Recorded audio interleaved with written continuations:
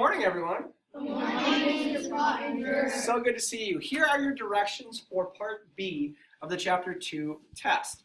Those of you sitting in class right now paying attention here will not have to watch this video. Those of you that were not here are obviously watching this video right now. So, number one, I want to see your work. Can you guys see that in the back of the room? Yeah. Can you see the words? Good, cool. Number one says make a factor tree and then write the prime factorization in exponential form for the number 36. So on your sheet of paper, for number one, it's going to be clearly labeled, and you are going to show your work to get to the exponential form in prime factorization in exponential form for the number 36. Clear? Yeah. Number two. Number two says make a factor tree, and then write the prime factorization in exponential form for the number 120. Same type of problem as number one, different number.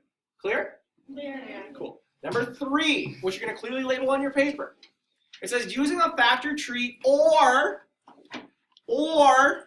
listing factor pairs method. Do you remember that set of notes where you could do a factor tree or you could do the factor pairs? Yeah. You get to pick which one you want to do. I don't care, whichever one you're more comfortable with. So you're going to either use the factor tree method or the listing the factor pairs method to find the greatest common factor of 48 and 72. No matter which one you choose, I need to see your work. So if you choose the factor pair method, I need to see all the factor pairs for both those numbers. If you use the prime factorization method, using the factor tree, then I need to see your factor trees for both those numbers. Clear? And then I also need to see how you came up with the greatest common factor. Let me finish. Okay, it says be sure to show the work, which is what I just said. And then I need to actually know where your final answer is, so box it, which is what you always do. Question? Can we look at our cheat sheet? There is no cheat sheet. I didn't give you a cheat sheet for this time. You cannot use anything except for your brain. Okay? Number four, it says show your work to compare the following fraction using less than, greater than, or equal to. So I have given you the fraction 2/3 and 4/9. You need to show your work to prove to me which one is bigger, or if they're equal. Same thing for B, 5/8 and 4/6. Show me how you figured out which one was bigger, or if they're equal. When you determine that, you're going to use less than, greater than, or equal to sign to prove to me which one is bigger, smaller, if they're equal. Questions?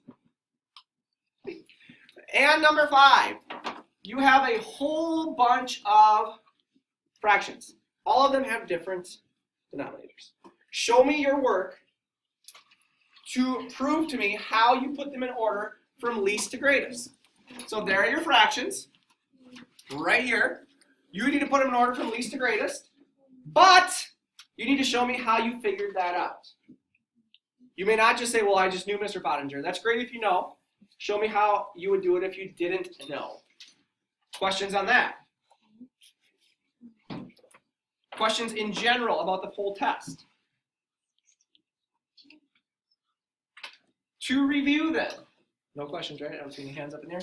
To review, you go to Unit 2 Assessments, which is in the Chapter 2 folder, and it's called Final Test Part B. When you are done, it goes in the inbox. You can work on in-class IXL or weekly math. If there's any talking in the test, it's considered cheating, and cheating results in a 0 out of 100 because all tests are worth 100 points, so please don't talk. If you have questions, you have Miss Service, myself, or Mrs. Euglin to reference. Good luck.